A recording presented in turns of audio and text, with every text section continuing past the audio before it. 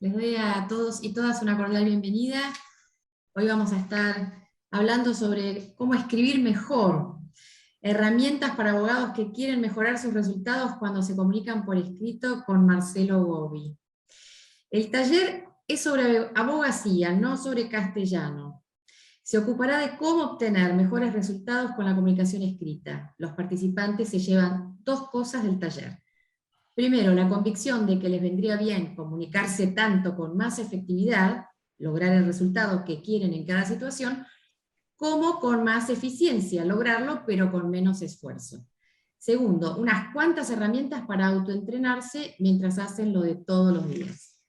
Bueno, Marcelo, les cuento un poquito, es abogado, graduado en la UCA con diploma de honor y premio editorial El Derecho. Fue director de Asuntos Jurídicos de empresas del país y del extranjero, fue cofundador y primer vicepresidente del capítulo argentino de la Association of Corporate Counsel, es secretario del Comité Ejecutivo de Fores, integra el panel de árbitros del CEMARC, fue durante 30 años profesor de grado y posgrado en diversas universidades, es coautor de numerosos artículos y de 3 libros sobre resolución de conflictos. En 2021 codirigió con Horacio Lynch la obra colectiva Abogacía y Ética en el siglo XXI de Fores. Bueno, súper bienvenido.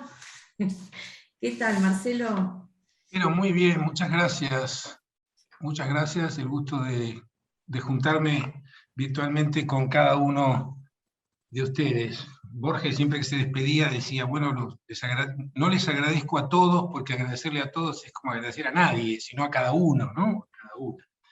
Gracias, Irene, muchas gracias y encantado de estar con este grupo de colegas. Voy a compartir simplemente un pequeño material que me va a servir nada más que para no dispersarme, digamos, pero nada más que eso. Un segundito, por favor. Sí, les voy contando para que vayan organizándose. Es un curso un poquito largo, no es lo que habitualmente ocurre con nuestra masterclass, que es de 1 hora, está pensado para extenderse casi 2, ¿verdad, Marcelo? Ah, sí, yo creo que 1 hora y Hora y media. media, hora y 1 hora y media media. estamos bien, y si hay gente que quiere conversar, pues adelante. Claro. Me imagino que están viendo una simple carátula, nada más que para probar que... Sí, Ok. se está viendo. Entonces, de vuelta, con el gusto de saludarlos, ya arrancamos. Siempre en estas reuniones lo que hay que hacer es un acuerdo, es una promesa que seriamente alguien puede hacer para que ustedes decidan si se van a quedar o en este minuto se van a hacer otra cosa. Espero que se queden. Como bien esbozó Irene, esta reunión que yo vengo haciendo, siempre la retoco y demás, hace muchos años, especialmente en el programa de entrenamiento para abogados de Fores, que es un entrenamiento para chicos recién graduados o próximos a graduarse. La aclaración es válida. Esto presume, sin admitir prueba en contrario, que todos nosotros hemos adquirido el idioma español en otro lado, normalmente en la escuela. Es decir, esto no va de gramática, ni de la coma, ni de la sintaxis, ni de cómo usar el gerundio, ni ninguna de esas cosas. Esto tiene que ver tiene otra finalidad, por lo tanto ustedes tienen que estar seguros de que no se van a llevar otra cosa que lo que yo les prometa. ¿Y qué les prometo yo? Bueno, lo que yo les prometo tiene que ver con la historia de esto, que es un asado. Fíjense qué espectacular parrillada que encontré para mostrarles. Es una maravilla, para los gordos como yo. Hace muchos años a mí ya me gustaba cocinar, y yo tenía un complejo muy serio para un argentino, que es que yo no sabía hacer asado. Y mi padre era un gran asador, entonces un día le pregunté, viejo, decime por favor algunos tips o recomendaciones o normas para que yo aprenda a hacer asado. Y mi padre me dijo, mira, sí, yo alguna cosa te puedo decir, que el fuego, que la sal, pero la verdad es que a hacer asado se aprende haciendo. Entonces, esta reunión, hay una cosa muy segura: después de los 90 minutos que vamos a conversar, no es que ustedes van a salir escribiendo mejor. En todo caso, mi propuesta y mi promesa, que yo responsablemente pueda hacerles, es otra cosa. Es primero, distinguir entre efectividad y eficiencia. Buscar herramientas para comunicarnos más efectivamente y más eficientemente. Estas dos palabritas que nosotros confundimos, los ingenieros tienen bastante clara cuál es la diferencia, ¿no? Algo, digamos, la efectividad es lograr el resultado que yo quiero lograr. La eficiencia es lograrlo con la menor cantidad de esfuerzo, de energía o de recursos. Y por la noche a mí me vuelve loco un mosquito y no me deja dormir. Si yo voy a buscar un bazooka, cargo el bazooka con una bala, le disparo un bazucazo al mosquito, seguramente será efectivo, voy a matar a ese mosquito, pero a un costo terrible, la bala es muy cara, voy a romper la mitad de mi casa, etc. Además de efectivo, seré eficiente si uso una paletita de plástico o una de esas pastillitas que se conectan a la electricidad para espantar a los mosquitos. Entonces, la idea es herramientas para aquel que tenga ganas de autoentrenarse haciendo asado, pueda, y los años me dicen que sí puede, comunicarse, en este caso por escrito, con mayor efectividad y con mayor eficiencia. Van a ver ustedes que yo me voy a detener muchísimo tiempo en un momento, en una invitación, algo así como un ejercicio de espejito a espejito, ¿no? De autoevaluación o de introspección, para tratar de demostrar aquello que nos pasa a todos, a mí en primer lugar, y es que subutilizamos los recursos que tenemos para comunicarnos mejor.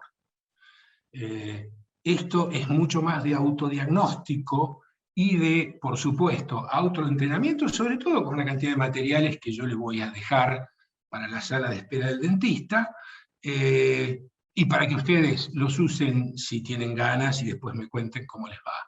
Pero van a ver que me voy a detener muchísimo en tratar de demostrarles que nosotros somos como como si fuéramos, a ver, un odontólogo que compra un torno de última generación, supercomputarizado, etc., y puede hacer un 10 o 15, 20% de todo eso que le ofrece ese aparato maravilloso. O alguien que se compra un BMW de último modelo y lo usa para escuchar la radio o para el cenicero del cigarrillo. Entonces, nosotros subutilizamos las posibilidades que tenemos para comunicarnos mejor. Y sobre todo, olvidamos algo que yo le he robado, de alguna manera, modificado un poquito la famosa frase de Marshall McLuhan. McLuhan era un canadiense que fue el primer teórico de los medios masivos de comunicación, allá por mediados del siglo XX, que acuñó aquella famosa frase, el medio es el mensaje. Y entonces yo inventé otra frase, robándosela un poquito a McLuhan, que es, el medio es el servicio. ¿Por qué digo esto? En el caso de los abogados, ¿por qué digo esto?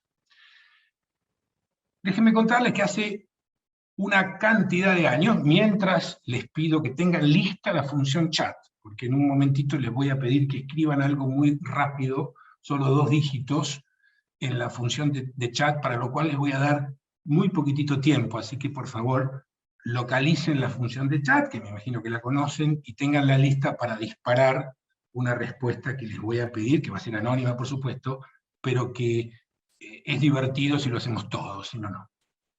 Mientras preparan el dedo, les cuento que hace cierta cantidad de años, cuando uno de mis chicos era chiquito, tendría 7 años, Irene, ¿vos le estás dando admisión a la gente que pide entrar o lo hago yo?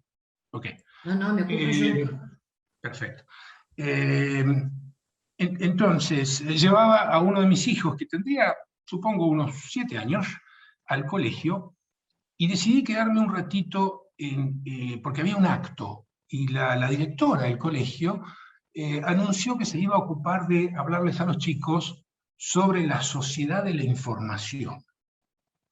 Y justo yo estaba colaborando en un libro que una fundación vinculada con la compañía donde yo trabajaba estaba haciendo en todo el mundo exactamente sobre la sociedad de la información. Yo dije, caramba, qué desafío. ¿Cómo va a ser esta señora para explicar a los chicos tan chiquitos qué es esto de la sociedad de la información? Y la directora produjo una definición que a mí me pareció portentosa, maravillosa, de lo que es la sociedad de la información. Dijo, chicos, decimos que vivimos en la sociedad de la información porque cada vez hay más gente que trabaja con lo que no se toca y cada vez hay menos gente que trabaja con lo que se toca. ¡Bingo!, dije yo, esto es extraordinario. Qué bueno, y es un tema del que vamos a hablar nosotros, cómo elegir el idioma adecuado al interlocutor, ¿no? Le estaba hablando a chicos de 7 años. Pero cuando volvía, manejando del colegio, me puse a pensar algo bastante obvio, y es que los abogados, no de ahora, sino de siempre, hemos sido y somos, desde el inicio, trabajadores de la información. Porque todo lo que define nuestra tarea, que la hace específica, se realiza gestionando información, gestionando comunicaciones. Somos y hemos sido siempre los que trabajan con lo que no se toca. Cuando litigamos, contamos una historia para convencer a un tercero de que la manera correcta de contarla es la nuestra y no la del otro. Cuando negociamos verbalmente o por escrito, por supuesto, lo hacemos gestionando información. Cuando opinamos para que otro tome una decisión, y ahora vamos a hacer un jueguito sobre eso. Cuando informamos, por supuesto, el estado de algo. Somos trabajadores de la información. Ustedes me dirán, bueno, pero el cirujano también tiene que escribir de manera clara la historia clínica para que después venga otro y sepa qué le pasó a ese. Sí, sí, es verdad. Pero su prestación característica y más importante se produce con el bisturí en el quirófano, en el mundo analógico, en el mundo de lo tangible. Nosotros somos trabajadores de la información, la comunicación que va a través de las palabras. Vamos a ocuparnos hoy solo de una manera de comunicarnos, que es la escrita, tan imprescindible para los abogados. Yo soy abogado, no soy soy un escritor aficionado, pero me gustan las letras, pero no tengo más pergaminos que haberme dedicado hace muchos años a unir el derecho y las letras, que son dos cosas que me gustan. Nada más que eso. Entonces, la comunicación a veces se da por sentada, ¿no? El resultado, el hecho de que el mensaje recibido coincida con el mensaje emitido o que alguien quiso emitir. Y entonces yo les voy a pedir, somos 40, es un buen número, que si tienen ganas participemos en un segundo de un pequeño jueguito que a mí me hicieron a finales de los 90, cuando yo participé en un programa, digamos, un profesor en Boston, en Harvard precisamente. Yo no soy un egresado de Harvard, simplemente había ido ahí a hacer un curso. El profesor Robert Mnookin nos propuso a 40 y pico de abogados, ya con bastante experiencia y de todo el mundo, que participáramos de un ejercicio, que si ustedes quieren lo podemos hacer ahora como para entrar un poquito en calor. El profesor Mnookin nos dijo, bueno, ustedes son abogados, imaginen una situación muy frecuente, casi diría cotidiana, que es, bueno, estamos nosotros llevando un pleito por la parte actora, para nuestro cliente, una cobranza de algo, la otra parte nos manda una señal en el sentido de que tiene interés en conversar la posibilidad de una transacción, de un arreglo de este problema, y nos ponemos a conversar con nuestro cliente. Es lógico que nuestro cliente busque saber cuál es su mejor alternativa a negociar. Es el pronóstico que nosotros como abogados podemos darle respecto del resultado judicial, porque obviamente va a aceptar alguna transacción que sea mejor que su resultado judicial a valor presente. Cueto Rúa decía, la abogacía, como algo distinto del derecho, es el arte de predecir la conducta hipotética de un juez aquí y ahora, ¿no? Siempre estamos haciendo un pronóstico cuando asesoramos, cuando recomendamos algún curso de acción. Es el arte de predecir la conducta hipotética de un juez aquí y ahora. Entonces, el profesor Manukin, a quien le pedí permiso para usar este ejercicio, puso en el pizarrón 4 posibles respuestas, posibles y frecuentes, y profesionalmente correctas respuestas, distintas, desde el mayor optimismo hacia el menor optimismo, es decir, un degradé de posibles respuestas, por supuesto, una de 4, que un abogada puede dar cuando un cliente le dice, oiga, ¿y cómo me va a ir si no arreglo en la sentencia? Sabemos que los abogados, por códigos de ética y demás, tenemos prohibido asegurar el resultado de un proceso judicial, eso lo sabemos, pero con ese condicionamiento, el profesor Manukin puso en el pizarrón estas 4 respuestas. La primera es prácticamente seguro que lo ganamos. Tiene ahí un escape ético. La B, tenemos una alta probabilidad de ganarlo. La C, tenemos una buena chance de ganarlo. Y D, tenemos alguna chance de ganarlo. Esta es la opinión, este es el servicio profesional que sirve para que el señor tome una decisión, es decir, saber si sale sacando pecho durísimo a la hora de negociar, o si sale con la banderita blanca, con una actitud un poquito más blanda, un poquito más flexible, en función de ese pronóstico. Imagino que entienden que son respuestas profesionalmente habituales entre los abogados. Una vez que ustedes la han leído, las van a seguir teniendo en la pantalla, yo les voy a pedir que ahora traduzcan cada una de estas respuestas a un número. Es decir, de 0 a 100, le pongan un número a cada una, en el que 0 es absolutamente ninguna posibilidad de ganarlo, y 100 son absolutamente todas las posibilidades de ganarlo con la mayor certeza posible. Del mismo modo que los pronosticadores del tiempo dicen hay 10% de probabilidad que llueva o 20% de probabilidad de que llueva, en el sentido de ganar el pleito. Yo ya sé que si hay 20% de probabilidad de que llueva, y yo, si justo salgo y en ese momento llueve, yo no me mojo una quinta parte de mi humanidad, para mí es el 100, pero la idea de probabilidad porcentual es lo mejor que se ha inventado para pronosticar lo que sea, en este caso la lluvia o una victoria judicial.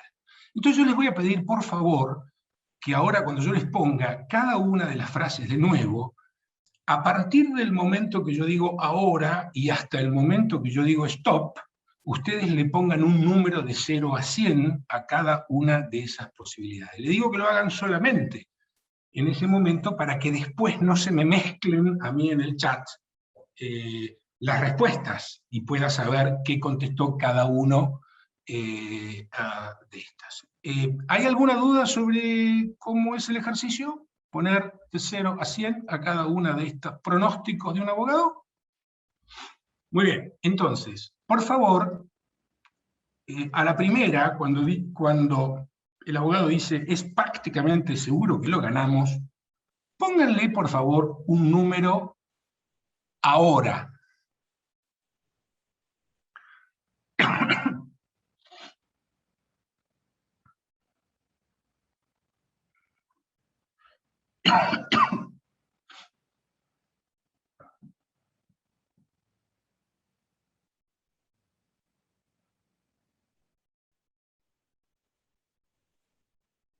Stop, por favor. Vamos a pasar ahora a la respuesta B. tenemos una alta probabilidad de ganarlo. Pónganle por favor un número ahora.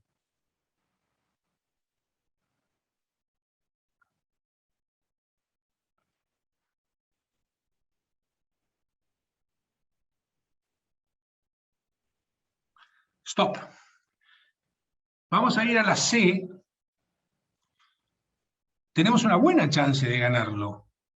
Pónganle por favor un número ahora.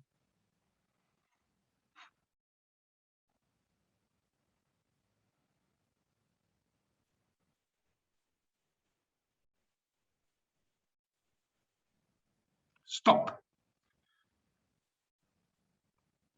Y la última, pónganle por favor un número a tenemos alguna chance de ganarlo ahora.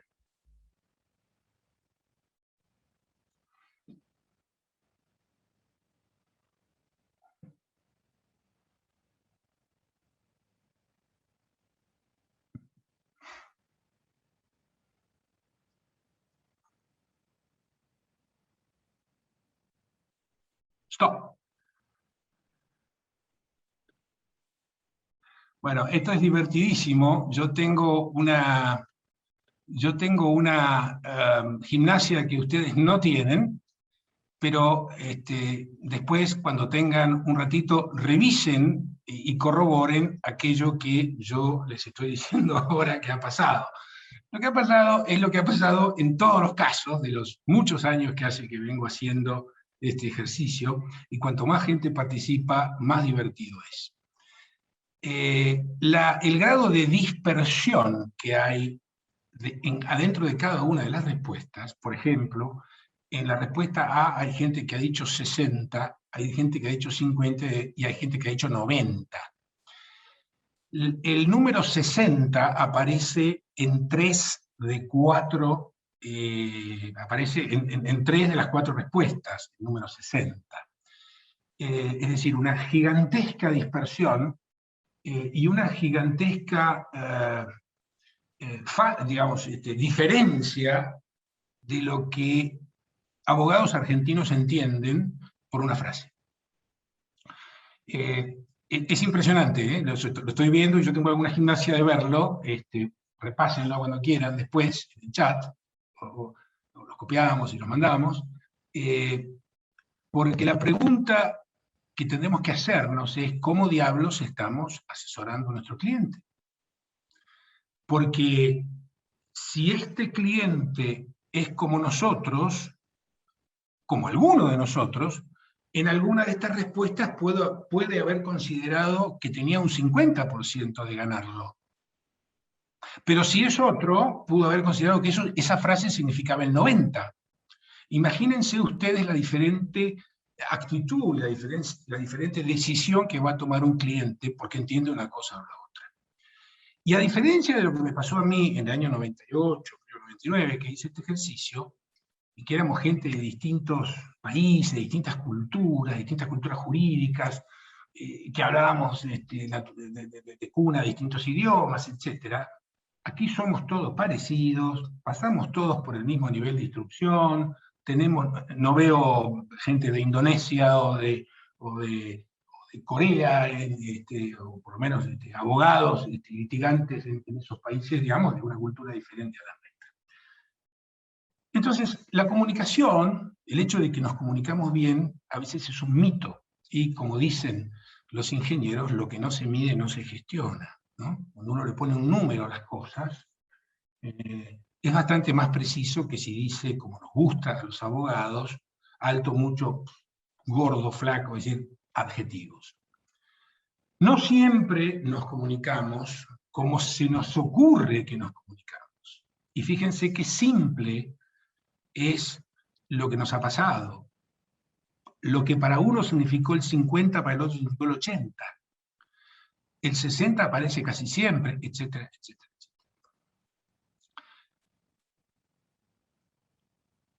Entonces, les cuento otra cosa más.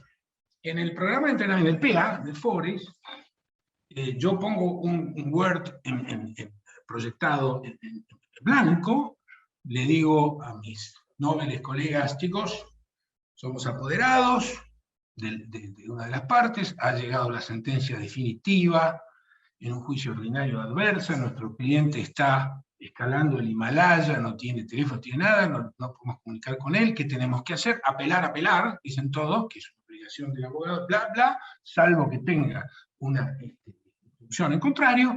Dije, perfecto, dale, tenemos que hacer el escrito de apelación.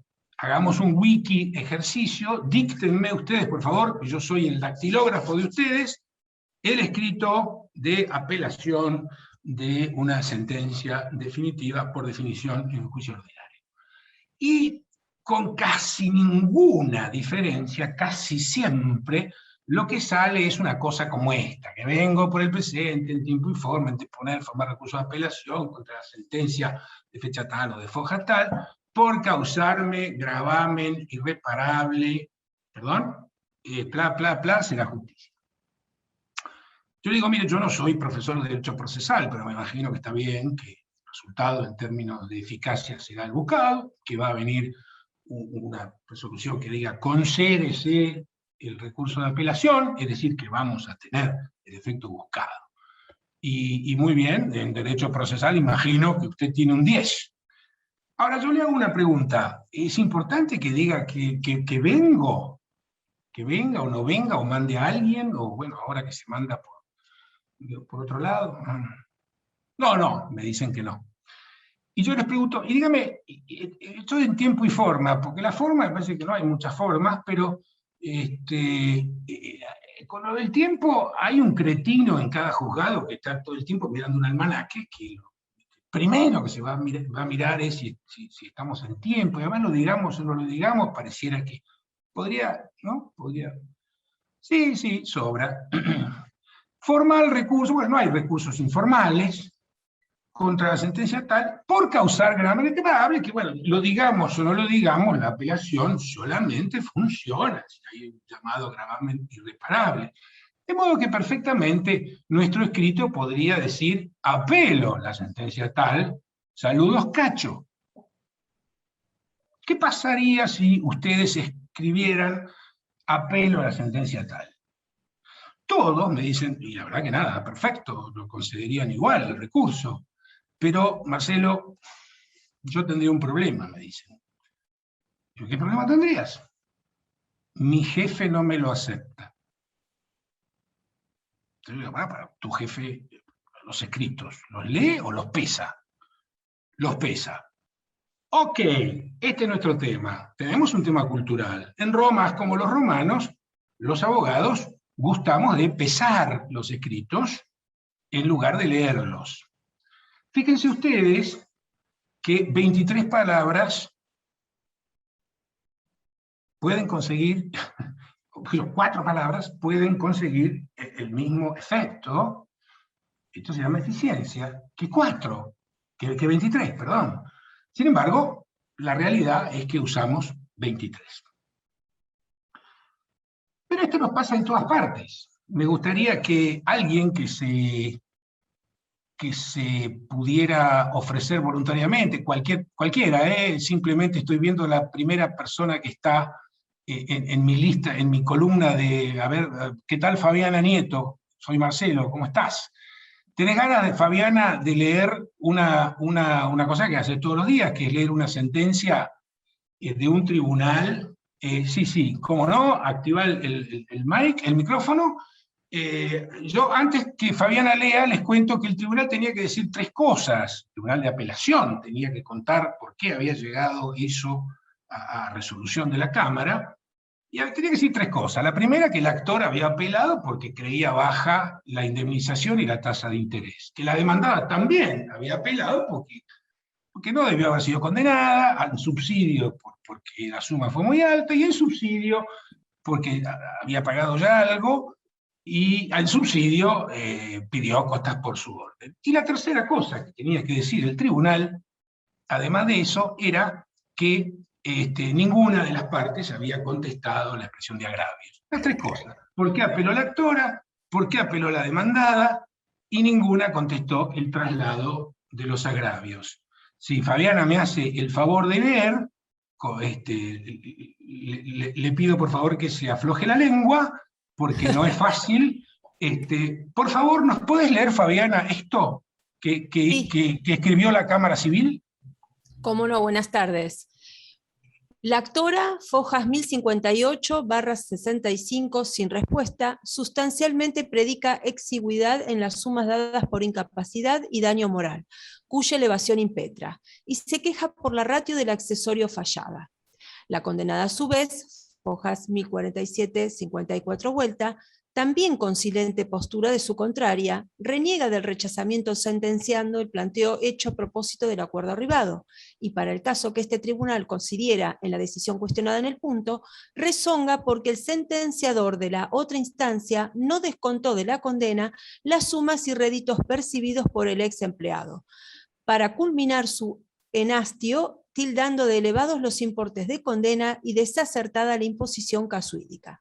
Cámara Nacional Civil, Sala G, 12 de marzo 2002. Muchas gracias, Fabiana. Gracias a usted, doctor. Nosotros tenemos que decirle a un cliente nuestro que la otra parte guardó silente postura sobre la ratio del accesorio, que rezongó y que culminó su enastio, y que consideró desacertada la imposición causídica. Este hombre no está bien. Es decir, alguien que escribe de esta manera, ¡atención! Alguien que escribe de esta manera y que es el Estado que está brindando un servicio en la era de la transparencia. Hay un señor o una señora que se divierte con diccionarios de sinónimos arriba del escritorio para ver cómo pone ratio, cómo pone rezonga. La gente no rezonga. Bueno, entonces, fíjense que esto es grave desde el punto de vista incluso hasta político, ¿cierto? En la era de los recursos, en la era de los derechos humanos. Una compañía de primerísimo nivel escribió esto también, escribió esto de que las partes constituyen domicilio, serán las notificaciones, digamos, después de constituir domicilio, dice que eso es que sirve para que ahí vayan las notificaciones, para ninguna otra cosa. Por supuesto puede servir un domicilio constituido, si no es que para poner ahí las notificaciones. Después dice que las comunicaciones se van a considerar hechas cuando sean hechas, y después dice que las partes someterán sus diferencias y renuncian expresamente, y después termina diciendo que los dos ejemplares del contrato son de un mismo tenor y a un solo efecto, es decir, son dos ejemplares de lo mismo, dos ejemplares es de lo mismo, y además explica que el 23 de mayo, es decir, que mayo es un mes, que de casualidad coincide con mi cumpleaños, pero esto no tiene nada de raro. Por supuesto que esto mismo podría ser dicho que las partes constituyen domicilio en los indicados arriba, que tribunales serán competentes, que se firman dos ejemplares, lugar y fecha. Es decir, tenemos 165 palabras contra 39. Esto da lugar a un juego que yo inventé que se llama el DTTPS. El DTTPS quiere decir, es el índice que quiere decir desperdicio de tiempo, tinta, papel o saliva. Depende cómo estemos comunicándonos. Es decir, qué porcentaje de estos insumos, de estos recursos de la comunicación, usamos al cohete, ¿no? En el caso de la apelación, el DTTPS fue del 82%. En el caso de la sentencia, casi la mitad de las palabras estaban de más. Y en el caso de la cláusula de constitución de domicilio y competencia, 3/4 partes de la cláusula original no tenían absolutamente ningún efecto jurídico. Esto simplemente nos da lugar a ver cuál es el fenómeno, de qué estamos hablando, y para que ustedes traten, si quieren, de hacer un poquito espejito. Primero, es muy común en los abogados la jerga y el hermetismo, que son cosas distintas. Los estudiosos distinguen la jerga del hermetismo. La jerga es justamente un vocabulario excéntrico, que no es lo mismo que el lenguaje técnico, que no es lo mismo que el lenguaje técnico. Por ejemplo, la satisfacción del canon locativo por pago del alquiler.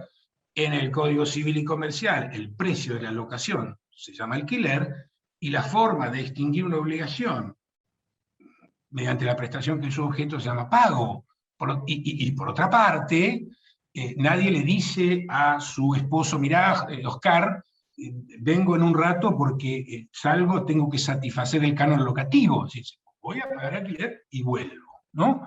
La determinación de los emolumentos por regulación de honorarios, o, por supuesto, los latinazgos innecesarios, que reemplazan un lenguaje natural, que es natural pero también es preciso. Es decir, cuando yo le digo a la persona que vive conmigo, ya, por favor, tráeme el tupper ese que está en la alacena, y ella lo busca, yo digo, no, ahí no, ut supra, busca ut supra. Nadie habla así, ¿cierto? Entonces, tenemos que tener cuidado con la jerga. El lenguaje técnico se usa cuando efectivamente tiene un significado y un efecto jurídico. Condición resolutoria, servidumbre de electroducto, habrá que explicarlo, pero habrá que usarlo. Pero satisfacer cánones locativos no es lenguaje técnico, sino jerga. Distinto es el hermetismo. El hermetismo es una tendencia de todos los grupos a tener códigos de identificación para dejar afuera a los demás, para reconocerse y para, como su nombre lo indica, ser herméticos.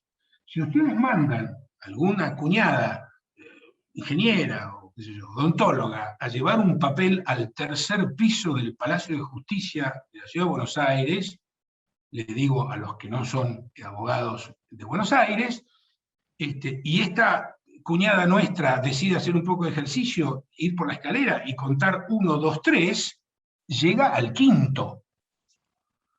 Porque los abogados de Buenos Aires, al tercer nivel que uno, no hay entrepiso, nada, al tercer nivel que uno encuentra desde la planta baja, por una vieja tradición le llaman quinto. Y hay una explicación, que el proyecto, bla, bla, bla. Pero está pensado para uno mismo, no está pensado para el usuario, no está pensado para el que paga con sus impuestos los salarios de los jueces y los honorarios de los abogados. No está hecho con orientación, digamos así, al cliente. La verdad es que llamar tercer piso al quinto es una extravagancia hermética. Tenemos que tener cuidado con la jerga y con el hermetismo. Estamos repasando nada más algunas de las cosas. Los abogados somos reyes del adjetivo. Ustedes saben que los especialistas en comunicación, irónicamente, dicen que la función del adjetivo es debilitar el sustantivo. O sea, cuanto más adjetivos uno ponga, más debilita la sustancia. Es como cuando cocinamos a la mexicana. Si le ponemos 25 chiles, ya no sabemos lo que estamos comiendo.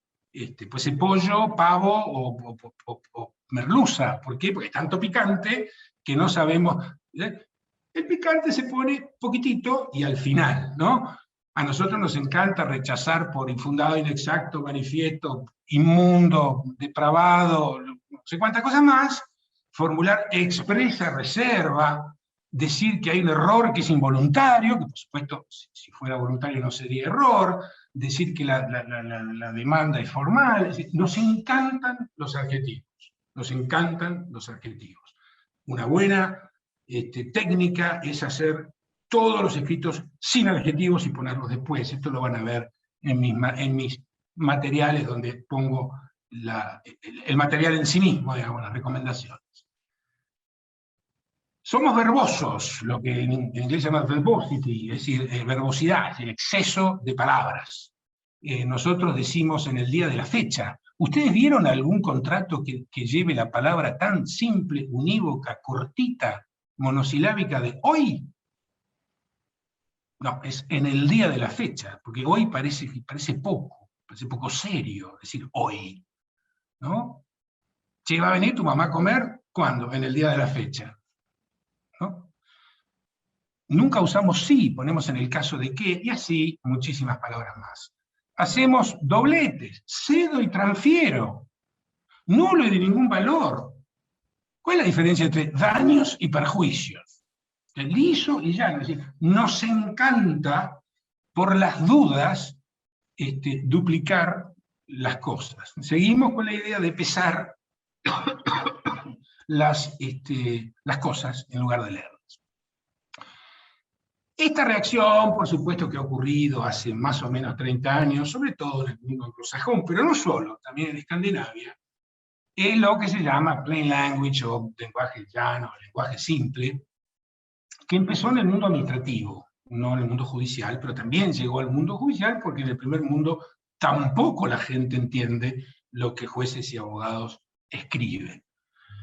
La reacción tiene tres dimensiones. Una, por supuesto, política, de derechos humanos. El Estado y nosotros como auxiliares, lo puede ser oscuro en el servicio que presta, en las resoluciones que toma y en la manera en que le dice a la gente cómo se tiene que portar, ¿no?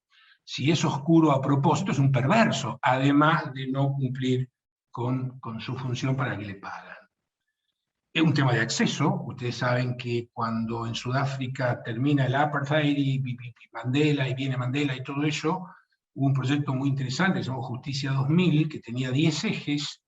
Uno de los ejes era simplificar el lenguaje de la justicia porque era considerada una barrera de acceso a los ciudadanos. Es decir, el lenguaje en su dimensión de herramienta de acceso o de barrera de acceso. Hay una dimensión profesional, y este es un cartel que deberíamos tener puesto siempre en la compu. Nadie lee lo que escribimos por placer. Nadie lee lo que escribimos por gusto. No somos Cortázar, ni Octavio Paz, ni Jorge Luis Borges. Toda la gente que lee lo que escribimos es porque no tiene más remedio, es porque está obligada a leerlo. Ese es el casi única transparencia que yo debería poner y terminar aquí la charla. Por supuesto, además hay una dimensión económica, hay confusión, si hay confusión, hay conflicto, si hay conflicto hay que gestionarlo, hay costo, y esto tiene que ver con formularios, esto tiene que ver con un montón de cosas. Nace con el presidente Clinton, con un famoso memo, que yo lo tengo por aquí, que dice justamente, perdón, disculpen,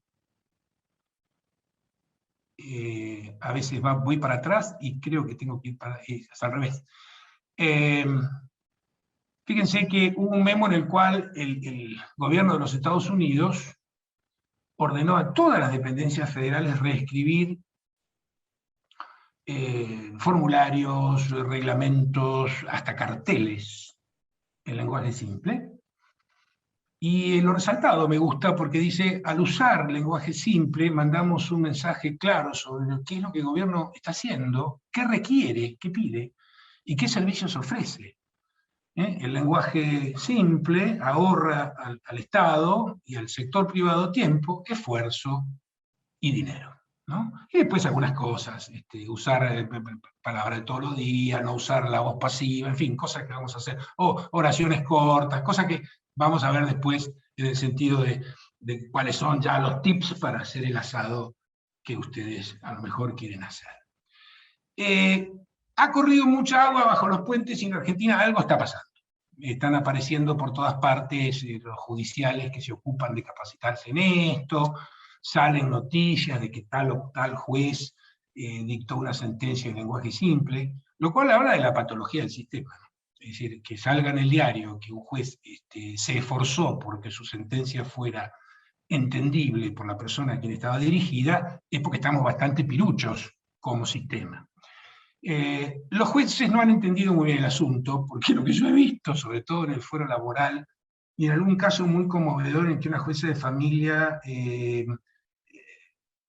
dictó una inhabilitación, ¿no? Una incapacidad, una inhabilitación a una persona, y le intentó explicar en la sentencia a esa persona el alcance de la medida que tomaba de protección hacia esta persona que tenía una discapacidad. Muy conmovedor, Sacando ese caso, lo que pasa es lo que no debería pasar, que es que dictan una sentencia en jerga y después dicen, bueno, ahora como el actor en este juicio laboral es un changarín de muy poca instrucción y demás, le voy a traducir lo que quise decir. Bueno, si lo tiene que decir 2 veces, es porque alguna de las dos sobra. Tendría que decirlo absolutamente claro, no 2 veces, porque imagínense ustedes una sentencia que esté escrita 2 veces. Es imposible que no tenga contradicciones, que no tenga problemas, que no sea autocontradictoria, ¿no? Cuando uno hace un contrato en 2 idiomas, tiene que decir cuál de los 2 prevalece, en caso de discrepancia, porque es para lío seguro. De todos modos, es mejor que nada, la Corte Suprema,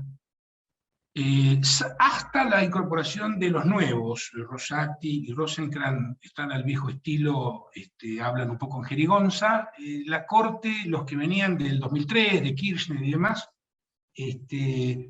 hacen un esfuerzo importante, se nota un esfuerzo, que está motivado para que lo entienda la prensa, ¿no? No está mal, es decir, está motivado para que los medios de prensa puedan entender más o menos bien qué es lo que ha resuelto la Corte. Pero también es un avance.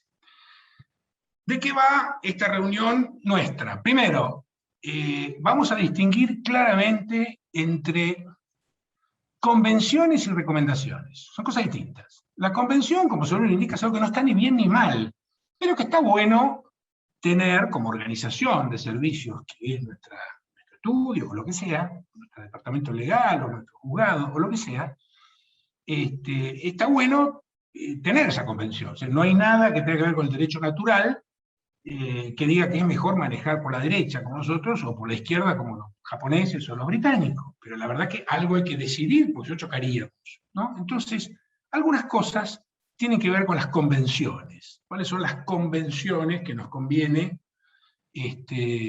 adoptar? Y después las recomendaciones, ¿no? Las recomendaciones sí son aquellas que los estudiosos de la comunicación escrita, desgraciadamente los materiales buenos y las cosas buenas de estas vienen todas del mundo anglosajón, son absolutamente aplicables, porque no se trata del idioma, se trata de recomendaciones de comunicación. Valen y sirven, pero desgraciadamente no tenemos buenos libros o buenas cosas en español sobre esto. Recomendaciones para ser, una vez más, efectivos y eficientes. ¿Vamos bien hasta ahora? ¿Alguien quiere decirme que no entendió algo o no está de acuerdo con algo? ¿O continuamos? Por supuesto,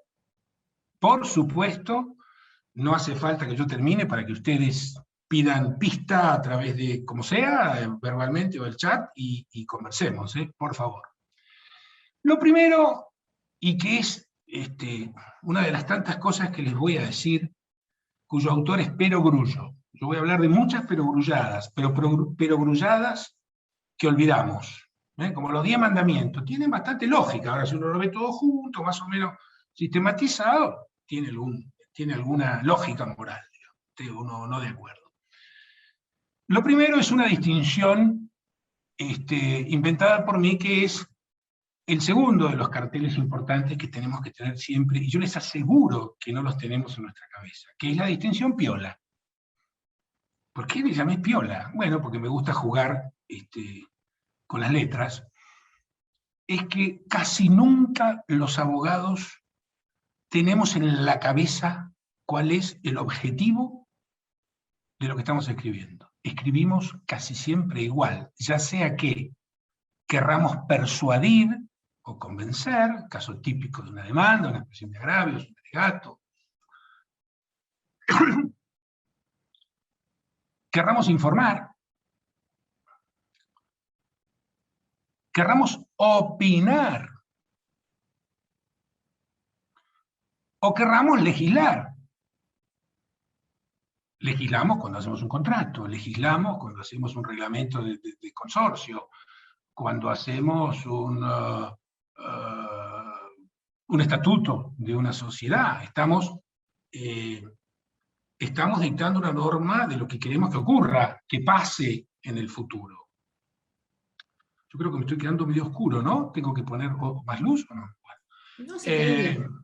Ok, porque está obviamente atardeciendo. ¿Y por qué la A? Porque la A es lo más importante de todos. ¿A quién le estamos escribiendo? Como esa directora, ¿le estaba hablando a quién? ¿A los padres o a los chicos? A mí me pasaba muchísimo, cuando yo tenía muchos abogados a cargo en un departamento legal, que a veces cuando venía el fatídico con copia, cuando uno de mis abogados le hacía una opinión o un memo o algo a un señor de marketing o de sistemas y me lo copiaba a mí, yo me daba cuenta que él en realidad me estaba escribiendo a mí para lucirse conmigo, lleno de citas y de artículos y de fallos. Yo, a ver, ¿vos te das cuenta que este ingeniero es un señor que tiene que tomar una decisión sobre qué hace, si factura, si no factura, etcétera? Yo ya sé que estudiaste, si vos querés pasarme los materiales, decir, pero vos le estás hablando a mí, no a él. Es un señor ingeniero que por definición tiene fobia a leer más de 8 renglones y no le podés poner nunca la palabra imposición causídica, porque el señor está para otra cosa.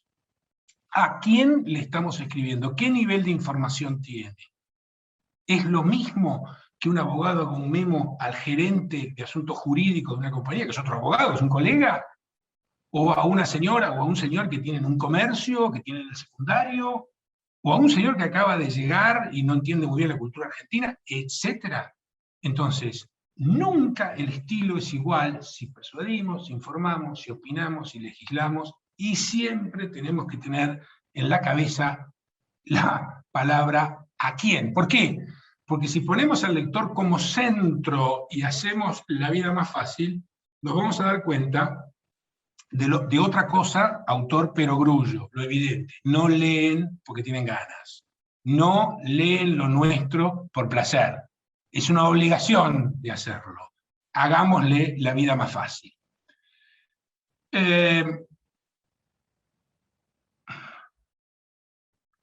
Vamos a ver algunas poquitas, digamos así, recomendaciones de mi papá para hacer asado.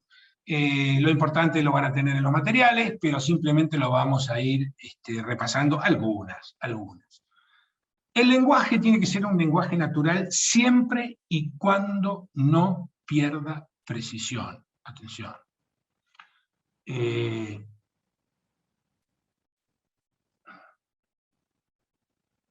Ut supra, satisfacción de canon locativo, es decir, ¿qué pensaríamos de un invitado a un asado en casa que acabamos de conocer y nos dice, qué sabrosas están las papas, ¿podría usted suministrarme las referidas papas?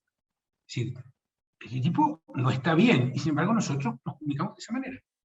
Nosotros no decimos que eso pasó en la panadería, sino que ocurrió en el establecimiento dedicado a la elaboración de productos de panificación. O sea, eso pasó en la panadería. No hay absolutamente ninguna pérdida de precisión, y mucho menos de efectos jurídicos, si usamos un lenguaje natural siempre que sea preciso.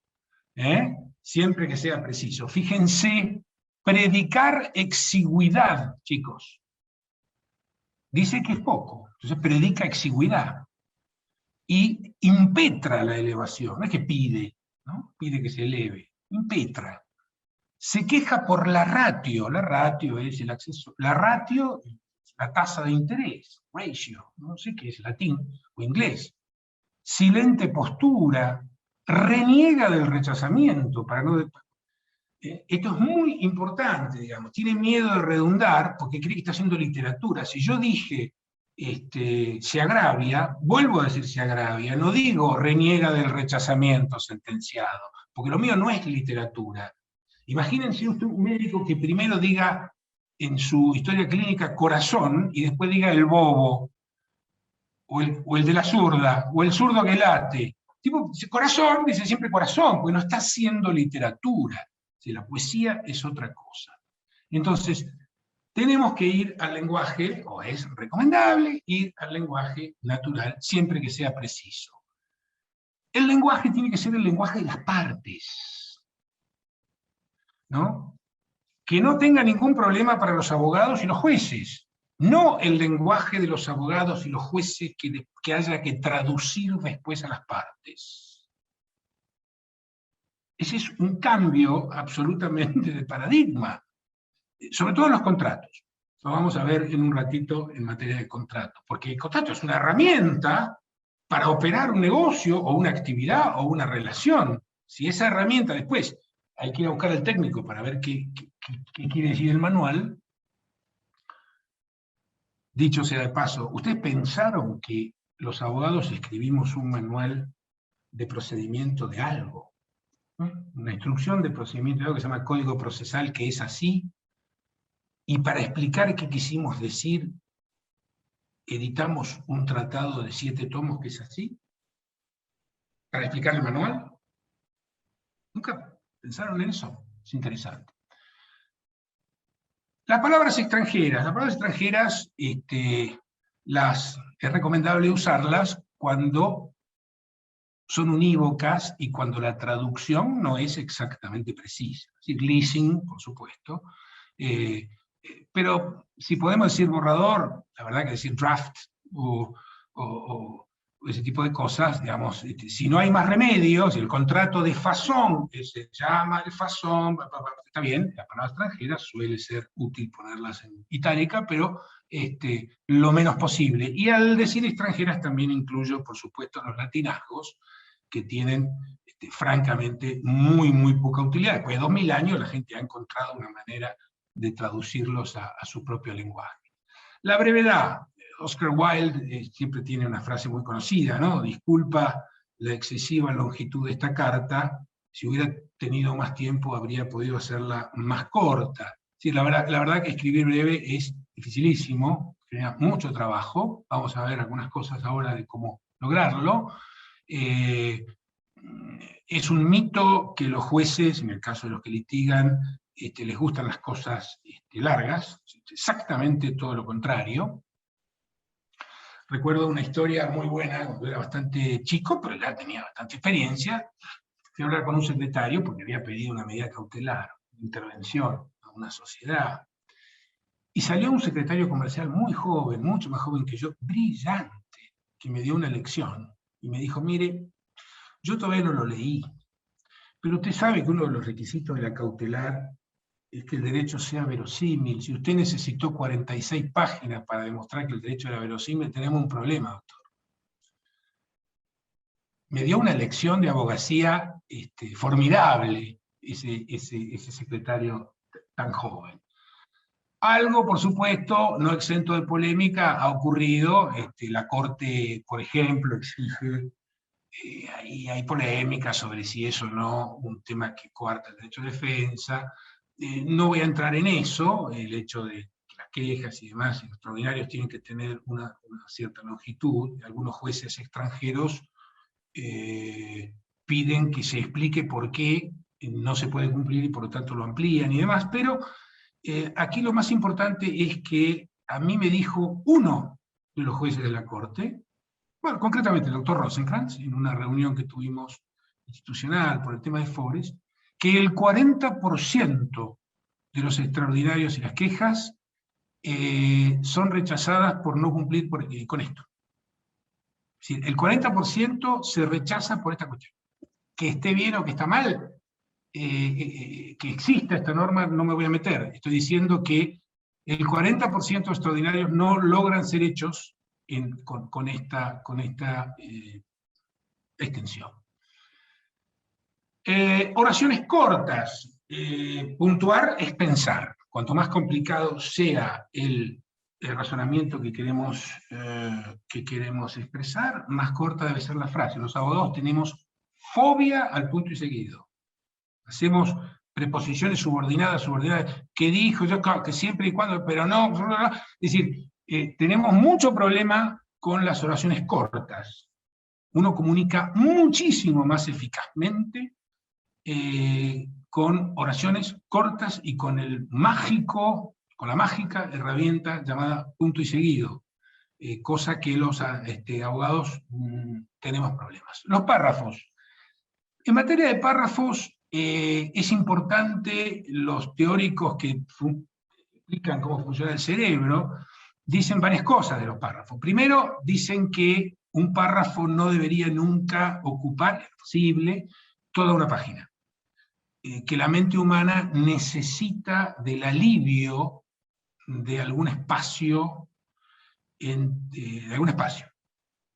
Se abruma el cerebro, que es el órgano más vago y menos flexible y menos adaptable que tenemos, que le gusta la rutina, necesita el alivio de algún espacio en blanco en alguna página. Y por supuesto, nunca poner la idea fuerte en el medio del párrafo. La idea fuerte tiene que estar al principio o al final del párrafo a conclusión, pero nunca perdida en el medio del párrafo para comunicar más de todo. Esto hay muchos fundamentos, pero no tiene sentido ponerlo ahora. La sintaxis tiene que ser natural, no usar alteraciones de sintaxis como hipérbatos y todas estas cosas. Digamos, actor, acción, objeto, ¿cierto? El perro ladra, ¿no? Y el perro ladra fuerte, pero no con mucha fortaleza se oyó el ladrido del perro, digamos, ¿no? La sintaxis tiene que ser la sintaxis sujeto-predicado bien natural para comunicar más fácilmente, con menos esfuerzo por parte del lector. La voz activa siempre comunica más fuerte que la voz pasiva. El contrato fue resuelto por el demandado. El demandado resolvió el contrato, ¿no? Siempre, y de hecho las normas del lenguaje llano del gobierno de Estados Unidos, de la Comisión Nacional de Valores, de la Comisión de Valores de Estados Unidos, cuando uno presenta un prospecto porque emite títulos o acciones o lo que sea, la Securities and Exchange Commission, no permite la voz pasiva, por ejemplo, porque considera que no es transparencia suficiente de información al inversor. Conviene afirmar, y tener mucho cuidado, en lugar de decir, no se advierten impedimentos legales para la vigencia del contrato, pues el contrato es válido, ¿no? Decir lo mismo por la vía negativa y no por la vía, por la vía positiva y no por la vía negativa. Y mucho menos juntar dos negaciones, ¿no? Nunca. Esto de no se advierten, no existen impedimentos para negar, es decir, no existen impedimentos para negar, es decir, tratar de no yuxtaponer negaciones. Y por supuesto, tratar de usar el modo indicativo, sobre todo en las opiniones. Hay que tener bastante cuidado con el problema que tenemos los abogados con los potenciales, sobre lo cual vamos a volver en un ratito. Entonces, estas son algunas de las cosas que ustedes van a ver desarrolladas en el material que yo les doy para la sala de espera del dentista, y que se llevan y que me gustaría que después me escriban y me comenten. Lo que decía hace un rato, la uniformidad semántica. Esto no es literatura. Si yo dije primero empresa, después no digo establecimiento. Si yo digo, si yo digo como el juez, ¿no? Agravio, se agravia, después no es que se queja, porque la verdad que si se agravió, se agravió. Estamos usando lenguaje técnico, ¿no? Las maestras nos dicen, no hay que redundar y hay que buscar sinónimos. Bueno, eso es para la literatura o para la composición, tema la vaca, pero no para un trabajo profesional. Hay un escritor que me gusta muchísimo, que no tiene nada que ver con el mundo de los abogados ni del derecho, que se llama Beppe Severnini, que es italiano, que tiene, bueno, yo estudio italiano y demás, y tiene unas lecciones semiserias de italiano, son buenísimas.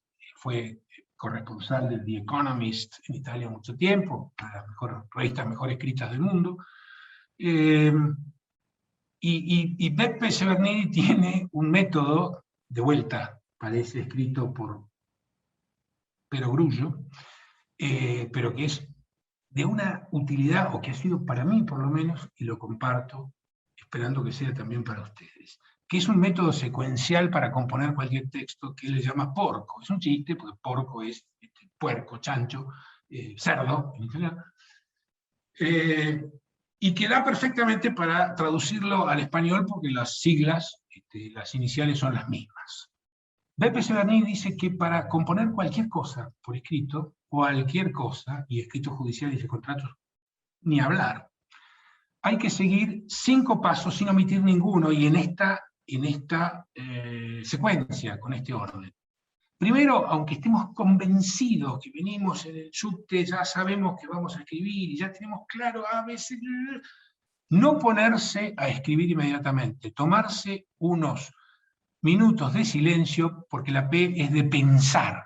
Eso parece una tontería, pero tiene una potencia enorme a la hora de escribir. La O es organizar. Lo que hacemos, ¿no?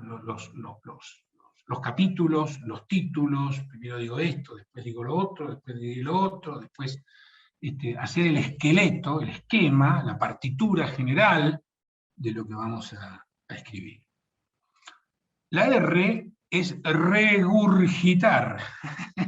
dice Severnini que, respetando minuciosamente la organización que hicimos antes, los capítulos, las cláusulas o lo que sea, digamos, el esquema, columna vertebral, tenemos que tirar todo lo que tengamos sin inhibirnos, sin autocensurarnos, dejando para después el momento de evaluar. Todo el material, todo lo que tengamos. La C, obviamente en italiano, correggere, corregir. Y la O, que es fundamental, imaginen qué quiere decir, estarán rompiéndose la cabeza para saber qué quiere decir la O. La O es omettere, omitir, la tijera. Eliminar todo aquello que, si sobrara, no causaría ningún, que si lo quitáramos, no causaría ningún inconveniente. Pensar, organizar, regurgitar, corregir y omitir. Entonces, bueno, por supuesto, es lo que yo hago intuitivamente todos los días. No, te aseguro que no es lo que vos hacés intuitivamente todos los días, con este orden y con esta disciplina. Probalo y después me contás. Les estoy dando, entre los materiales, una traducción que yo hice de un delicioso reportaje a la jueza fallecida hace poquito de la Corte Suprema de los Estados Unidos, Ruth Bader Ginsburg, un personaje interesantísimo, que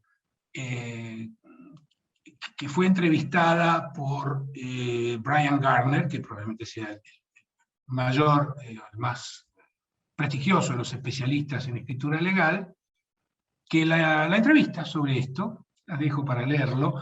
¿Qué sacamos de lo que dice Ginsburg? Porque Gardner le pregunta qué es lo que a usted valora y por tanto qué le molesta, qué le revienta de los abogados. Dice, lo primero, la honestidad en las citas, las referencias, un derecho claramente de precedente y demás, como es el derecho americano. Si un abogado tuerce o cita parcialmente o fuerza de alguna manera lo que su referencia o su cita le hace decir algo que no está tan claro que diga, es muy difícil levantar ese quiebre de confianza respecto del tribunal. Esto es para mí fundamental. Otra cosa que dice Ginsburg es la extensión, tiene fobia a las cosas. Ella misma dice que se siente frustrada si un voto, decía que se sentía frustrada si no lograba poner en 20 páginas un voto de la Corte Suprema. El lenguaje alambicado, la jerga, los latinazgos, las cosas oscuras, dice que a ella, de la perspectiva de ser jueza, fue antes abogada, litigante en causa de derechos humanos y demás, le molestan mucho. Y dice, los abogados están acostumbrados y entrenados en la facultad, lo que se llama el Blue Book, que es un cuadernillo que los americanos usan para dar exámenes en la facultad. Dice, tienen que llenarlo. Entonces, ponen 200 argumentos porque alguno estará bien. Entonces, como alguno estará bien, podrán aprobarlo, la respuesta justa. Dice, eso no es un escrito judicial. El tipo que no selecciona, que pone 500 millones de cosas por las dudas que alguna cuaje, es algo que impresiona muy mal a los jueces. También, dice ella, impresiona mal a los jueces los argumentos ad hominem, es decir, los argumentos que en lugar de dedicarse a la sustancia jurídica, se dedican a hablar lo malo que es, lo mala que es la contraparte, lo mal sujeto que es el otro, ¿no? Ginsburg en algún momento dice, si la otra parte es un sinvergüenza, la Corte es lo suficientemente inteligente como para darse cuenta en función de los hechos y en función de la sustancia que estamos discutiendo, que por supuesto en el nivel de la Corte no son fácticas, sino que son jurídicas. Dice, si la defensa, si alguna de las posiciones o argumentos nuestros sabemos que son los más débiles y que van a ser rebatidos fuertemente por la otra parte, hay que anticiparse a ese cuestionamiento y adelantar las defensas que tenemos contra esos cuestionamientos. El reportaje de Ginsburg es precioso, y está publicado también por Microjuris, así que se los recomiendo porque tiene muy interesantes puntos de vista de un juez que está todo el día leyendo estas cosas. Vamos a ver ahora algunas cositas sobre los contratos. Los contratos, por supuesto, son muy malos, por lo general en la Argentina, entre otras cosas, porque se olvidan de, primero, el método Porco. Es imprescindible en un contrato utilísimo, diría, no imprescindible, seguir este método. En segundo lugar, porque muchas veces los abogados llenamos de antecedentes o considerandos los contratos, y esto es bastante polémico, porque hay quien dice que si algo tiene naturaleza contractual, es decir, si dispara obligaciones y derechos, tiene que ir a una cláusula, y si no dispara obligaciones y derechos, entonces es innecesario. ¿Por qué ponemos considerandos o antecedentes? Por otro lado, hay quien sostiene que los considerandos o los antecedentes sirven para la interpretación, en todo caso finalista del contrato, o sea, qué quisieron exactamente las partes o qué buscaron hacer, y que muchas veces eso no surge directamente de las cláusulas. Hay que ser muy cuidadosos en no mezclar disposiciones con antecedentes o considerandos. El vocabulario en los contratos es uno de los temas más interesantes que hay, donde a veces los abogados nos olvidamos que los contratos son herramientas para que determinada gente de determinado ámbito, el verdulero de la esquina o una compañía de sistemas, operen algo, ¿no? Algo destinado a durar, algo que tienen que cumplir, una conducta que queremos que ocurra de las dos partes, y lo último que tenemos que hacer en un contrato es ponerle lenguaje que no le sirva, que no sea autoejecutable para el nivel de información y para ese mismo sector o esa misma industria o ese mismo nivel de actividad. Yo tengo ahí, siempre recuerdo una anécdota que me pareció muy buena, otra lección que también me dio un chico muy joven. Estábamos una vez en una firma de las muy grandes, prominentes de abogados de Buenos Aires, negociando un contrato de PNT. Seguramente saben ustedes lo que es la PNT, quiere decir publicidad no tradicional. Son los chivos, son los anuncios de marcas o de lugares o lo que sea que se ven adentro de la ficción. Digamos, cuando el protagonista maneja tal auto o va a comer a tal lugar, o qué sé yo, y eso se factura y eso, con eso se paga también la producción de la película. Era un contrato para que los protagonistas de una película infantil, de buenos y malos, de policías y ladrones, usaran determinados telefonitos celulares.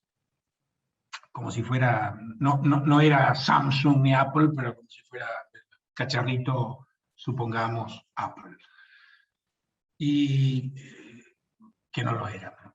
Y entonces había 3 abogados carísimos, facturando por hora, enredados en cómo se tenía que escribir la cláusula que dijera quién podía usar y quién no podía usar quién debía usar en la película eso que se había definido en el contrato con mayúscula como los equipos, ¿no? En adelante, los equipos con mayúscula.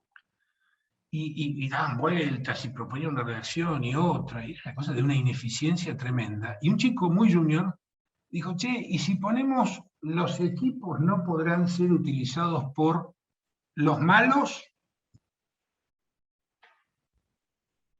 Y ese chico nos dio una lección espectacular de técnica contractual, porque en el contexto de una película infantil de buenos y malos, de policías y ladrones, no un policial negro donde el bueno es malo y el malo es bueno al mismo tiempo, sino en ese contexto no había nada más unívoco y nada más adecuado a esa producción y a ese guión que los malos no pueden usar los teléfonos estos. Tienen que usar los buenos solamente. Un renglón, ¿no? Este chico no pesaba las cláusulas, sino que las leía.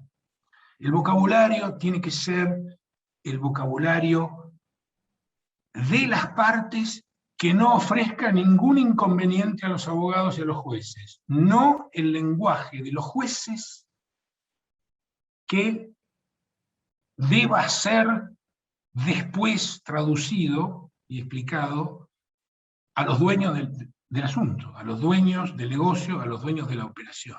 Esta es una importantísima cambio de paradigma.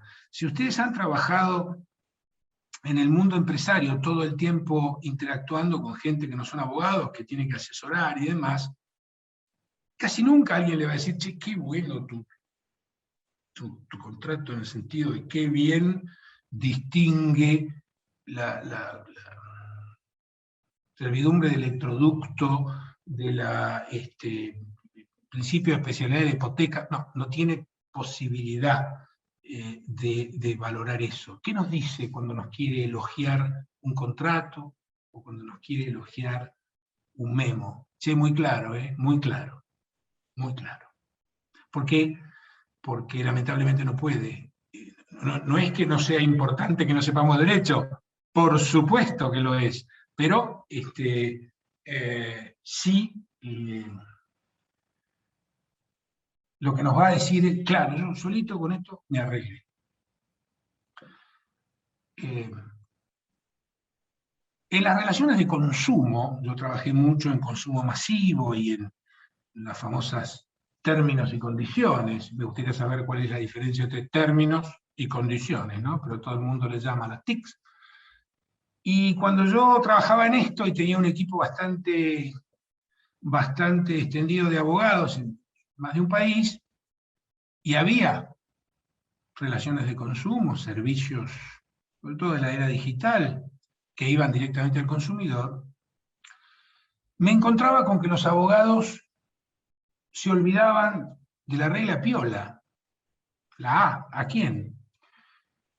Y yo le decía, mirá, la verdad es que cuando nos multan, alguna entidad de defensa del consumidor, algún tribunal, o cuando tenemos un problema, no es por la violación de alguna obligación típica, sino que nos dicen, no hemos dado información clara y veraz, no se entiende. Entonces yo te pido, le decía a mis abogados, que le apliques a tu borrador, antes de traérmelo a mí, para que yo lo apruebe, que le apliques el test de Esther. Te van a decir, ¿y esto qué es? Es un invento mío. Esther es mi mamá. Esther tiene secundario, no es una intelectual, pero tampoco es una persona analfabeta, es una persona mayor, pero que tiene muy bien sus arterias y demás. Entonces yo le decía a mis abogados que me miraban como si los estuviera bromeando, y yo le decía, mira, vos te doy el teléfono, llamá a Esther, invitar a tomar el té. ¿Pero me estás jorobando? No, no, no, invitar a tomar el té con la tarjeta de la empresa, es un tema de trabajo, paga la empresa. Invitar a tomar el té a Esther y dale tu borrador. Y pregúntale, Esther, ¿vos qué entendés que vas a pagar de acá? ¿Vos qué entendés cuando te podés ir de acá? ¿Vos entendés? Si Esther comprende, no nos van a multar. Está perfecto. Si Esther se confunda, va a tener un problema. ¿Por qué? No me hagas términos y condiciones para que los entienda Héctor Mayral. No es para Héctor Mayral el derecho de consumo, es para Esther. Entonces ya los chicos venían con los borradores diciendo, che, Marcelo, esto cumple con, nunca la llamaron a Esther, pero cumple con el test de Esther, ¿no? Madre. En los contratos es muy útil usar definiciones, pero usar definiciones en la medida en que vayamos a usar el término muchas veces, ¿no? Estas cosas, en adelante mi mamá, en adelante mi papá, en adelante mi cuñado, en adelante mi casa, en adelante el jardín de mi casa, es decir, con las mayúsculas, está bien, las definiciones ahorran mucha tinta, dan precisión, no hace falta decir cada vez el inmueble a que se hace referencia a las cláusulas, el inmueble, bueno, está muy bien, pero no abusar de las definiciones porque, de vuelta, es un esfuerzo de la gente que las debe recordar.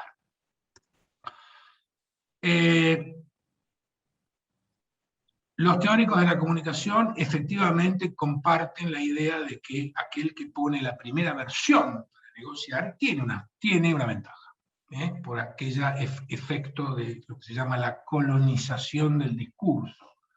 Cuando nosotros tenemos la posibilidad de ser los que vamos a poner a la otra parte la primera versión del contrato, es muy probable que la otra parte inconscientemente ya se vea constreñida a comentar una estructura que es la nuestra, ¿no? Le hemos colonizado el discurso. Es la misma fuerza que tiene el que habla primero en una negociación, en una mediación. Por eso los que saben negociar, cuando hablan segundos, no se dedican a contestar, reconocer o negar categóricamente cada uno de los bla, bla, bla, bla, porque la cabeza está moldeada en el código procesal cuando contestamos una demanda, sino que hablan o escriben como si fueran ellos los que hablan por primera vez. Dan su propia versión, en su propio orden y con su propia estructura, ¿no? Contestar las demandas casi siempre es un problema, porque si la demanda es un cachivache desordenado, por lo general nos sale una contestación que es un cachivache desordenado, o por lo menos tenemos el peligro de que nos salga un cachivache desordenado. El arte es contestar la demanda ordenadamente, contestar una demanda desordenada. Contemos nuestra historia como nosotros queremos contarla. Después, si el código procesal pide que neguemos, neguemos. Pero tiene que parecer que somos los que hablamos por primera vez, aunque hablamos por segunda vez.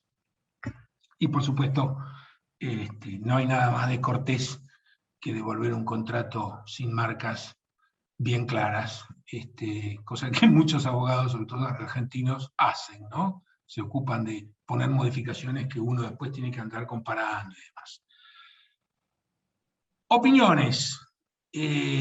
Los abogados estamos todo el tiempo dando opiniones, aunque sea en un pequeño email, como esta que abrió nuestra reunión, la que nos dijo qué posibilidades teníamos o no teníamos. La opinión en sí misma, esto es válido o no es válido, hay que transar o no hay que transar, hay que pagar o no hay que pagar, ¿va al principio o al final de la opinión? Por supuesto, como te guste. Yo soy partidario de poner la opinión al principio y los fundamentos después. Sí, pero hay quien tiene una opinión al revés, que dice, por esto, por esto, por esto, por esto, por esto, por esto, por lo otro, por lo tanto, se murió el gato. Lo que hay que tratar de no hacer es enredar al lector con el razonamiento a la manera de los considerandos, ¿no? Si bien es cierto, no es menos cierto, por otro lado, en todo caso hay que poner lo que opinamos y después decir lo que no con lo que no estamos de acuerdo. Ahí tenemos, a veces cuando opinamos, hacemos una opinión legal, un memo, estamos un poco influidos por el estilo de los considerandos, porque un juez sí tiene que demostrar que razona y escribir más o menos lo que habría sido el razonamiento de su cabeza. Los abogados no. En lo personal, yo creo que la opinión tiene que estar al principio. No así una oferta. La oferta tiene que estar siempre al final, porque si alguien nos dice, te ofrezco 10 pesos, y te digo por qué te ofrezco 10 pesos, 1, 2, 3, 4, ya perdemos opinión, no nos interesa, cada vez tenemos menos atención, lo que queríamos era saber los 10 pesos. En cambio, si nosotros decimos, dado que tal cosa, y considerando tal otra, y por esto, por lo tanto, creo que una oferta razonable es 10, la atención va subiendo y está en un pico para cuando el tipo llega a 10, o sea, le presta atención a nuestras razones. A veces en las opiniones se dice qué información uno tiene relevado y es bueno colgarlas en algún lado para hacer clic y que se sepa qué queremos hacer. Si son muy largas, por supuesto, un índice, sobre todo con hipervínculos y índice automático, ahora que muchas cosas se leen, lamentablemente, en una pantalla. En las opiniones lo más importante es lo que no hay que hacer, que es usar los potenciales. Los abogados encantan los potenciales, ¿no? Yo puedo decir, Marcelo Gobbi podría iniciar un juicio de filiación para ser reconocido como hijo extramatrimonial de Sofía Loren. Bueno, es obvio que podría. El tema es con qué posibilidad de éxito, ¿no? Hay que tratar de usar el modo indicativo. La probabilidad de que Marcelo Gobbi gane un juicio de filiación extramatrimonial contra Sofía Loren es alta, media, baja, etc. Y en lo posible ponerle números. Cuando un cliente lee potenciales, podría obtener un embargo, podría ser impugnado por no sé qué.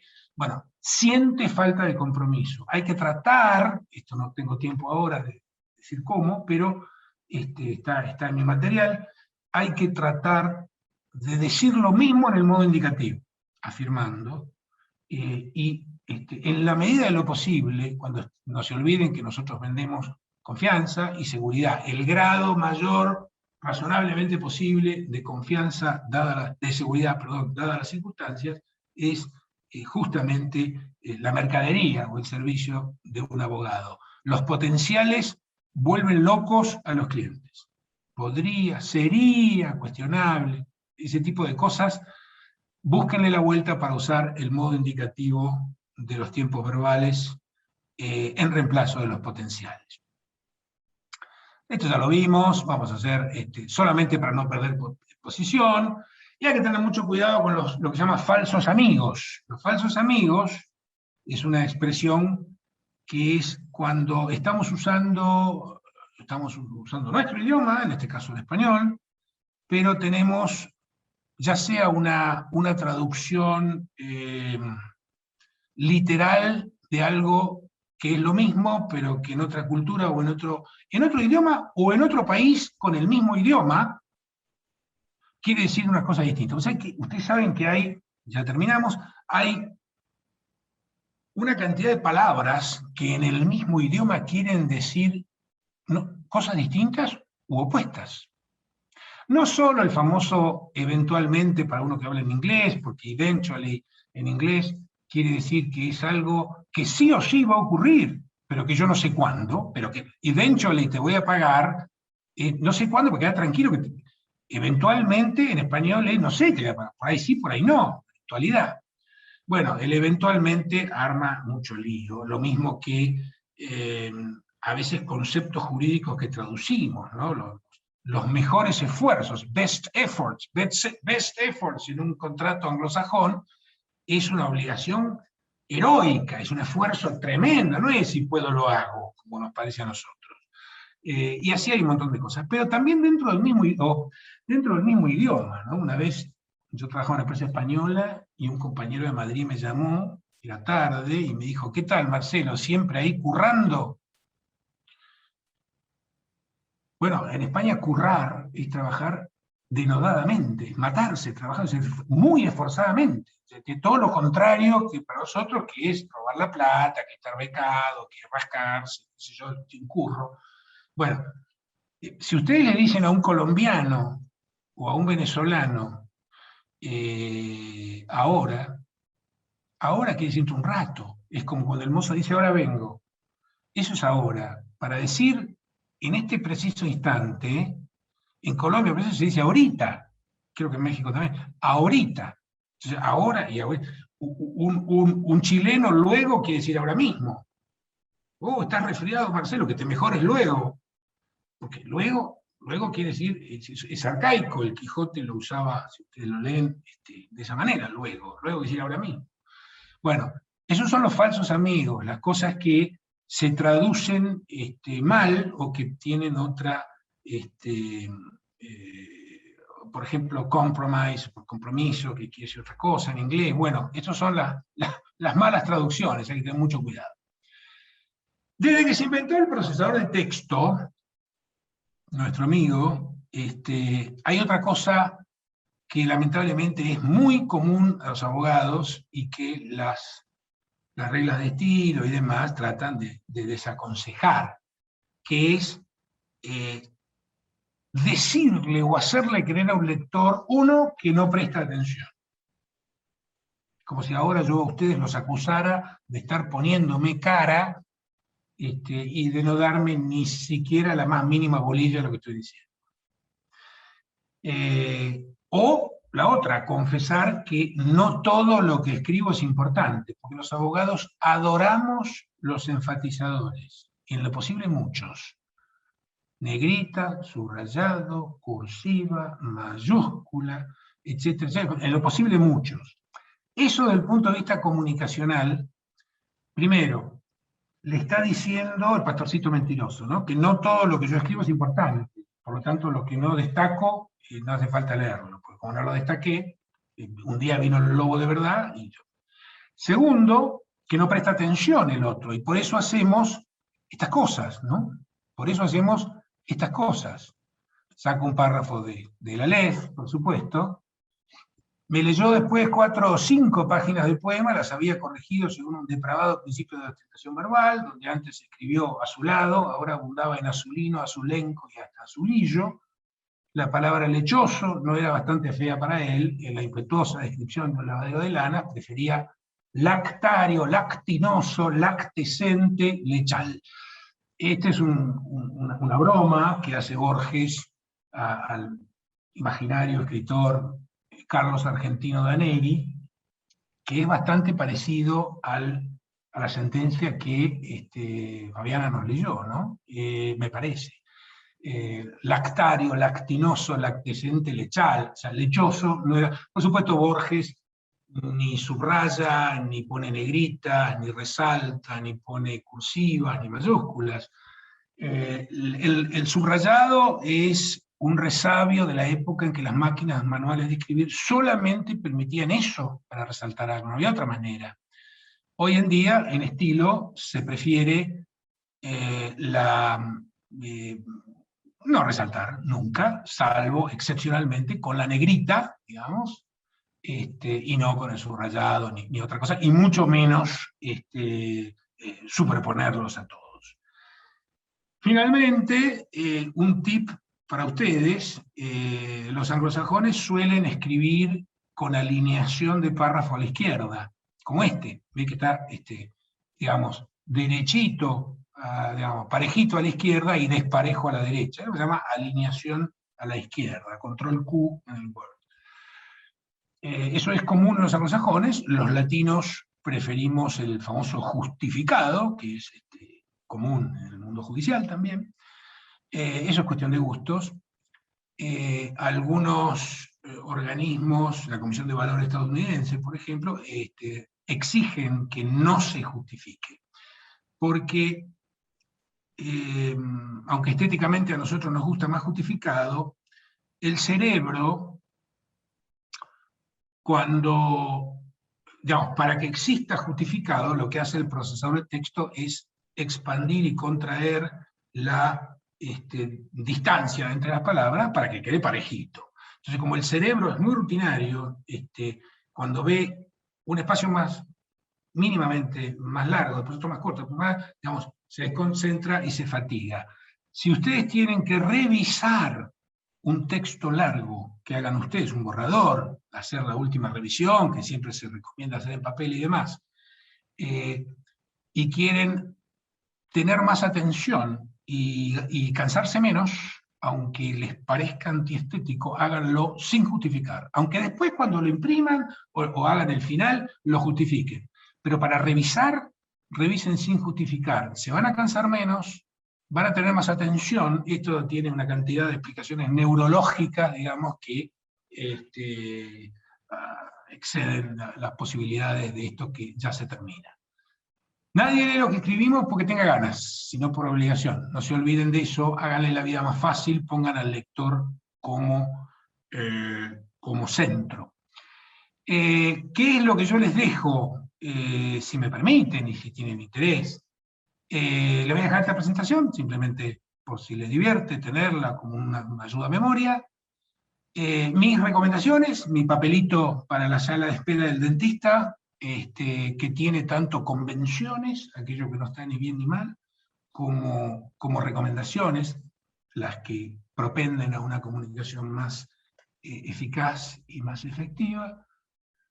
Un artículo muy simpático de Richard Posner. Richard Posner es un celebérrimo autor de competencia y regulación económica, que fue juez de apelación en Chicago, hasta hace un par de años que se retiró, que hace una cosa irónica. Es decir, si usted quiere ser un horror, haga todo esto, ¿no? Es decir, una demoledora crítica de cómo escribimos algo para hacer exactamente lo contrario. Es una página que yo traduje, que está colgada por ahí y que es bastante divertida, pero además bastante útil.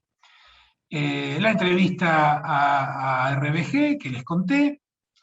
Les recomiendo, como algunos me piden qué libros son buenos, lamentablemente en español a mí no me gusta ninguno. Esta es una pequeña referencia bibliográfica. El último de los libros, para quien lea en inglés, el de Antonin Scalia, que fue un juez de la Corte Suprema de los Estados Unidos, y Brian Garner, que es un especialista en escritura legal. Es lindísimo, el arte, Armando Tucaso, el arte de persuadir a los jueces, porque tiene el punto de vista de lo que a los jueces les gusta, valoran y les revienta de los abogados. Creo que nada más. Un pequeño resumen de iniciativas sobre lenguaje claro, hechas, digamos, internacionalmente, nada más que como apoyo a lo que hablábamos de aquel movimiento. Este es mi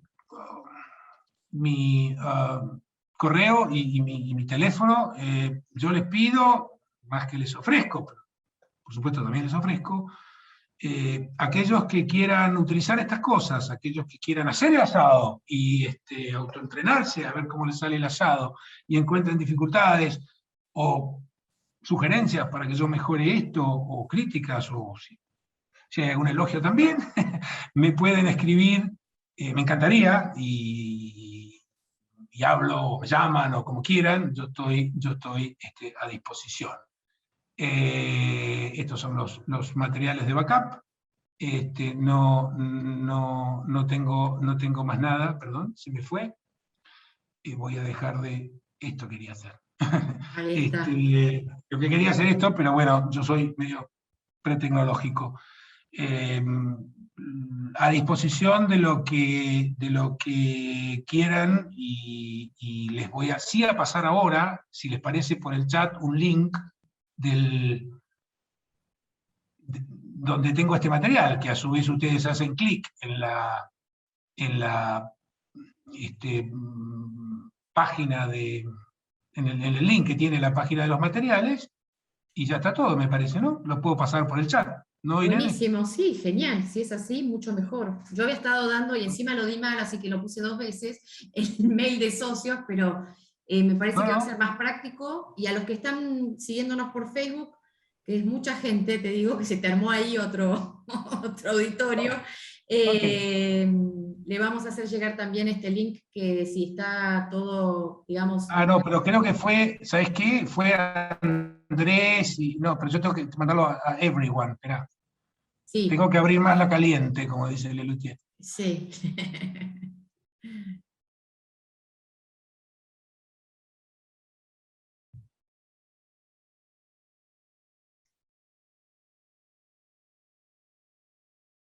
¿Estás ahí, Marcelo? Porque se congeló la imagen. Ah, sí, ahí está, ahí llegó el link. Perfecto. ¿Ahora estoy? Sí, sí, Ok. quedó congelada tu imagen. Bueno, ¿Hola? a ver si te vemos. No, estás con, me parece, poquita conexión o bajita porque quedó congelada la imagen. El link llegó, que eso es importante porque están todos pidiendo el material, así que buenísimo. A ver ahora, ¿me escuchás? Ah. Oh, el internet se cansó, pobre, 1 hora y media estuvo hablando, ya hasta acá llegó. Ay, qué pena. Bueno, esperemos, por ahí vuelve a entrar. Bueno, si quieren ir haciendo consultas por chat, o bueno, o si quieren, ahora va a volver a entrar seguramente, o si quieren hablar con él directamente, bueno, me avisan y yo voy. Hola, acá estoy. Sí, acá estás, bárbaro. Bueno, estaba habilitando las preguntas, consultas, o si quieren. Primero, antes que nada, genial la clase, Marcelo, fue un verdadero placer escucharte. Creo que todos lo disfrutamos, fue entretenidísimo además, un montón de tips prácticos, me pareció súper, súper interesante, un lujazo tenerte, la verdad que te agradezco Bueno, muchísimo al contrario, la participación. Gracias por la amable equivocación de invitarme y a disposición. Bueno, acá Carmen de Cuco me ha pedido micrófono. Carmen, fíjate que ya podés seguramente habilitarlo. Ahí estás. Bueno, muchísimas gracias, primero que nada, Marcelo, porque trataste un montón de temas Demasiado. y muy, muy profundo. Habría mucho para decir, pero yo quisiera hacer 2 comentarios con respecto a 2 temas de los que hablaste. Con respecto a los dobletes y tripletes, ¿no? Que hablas de los adjetivos, yo podría agregar también sustantivos y verbos.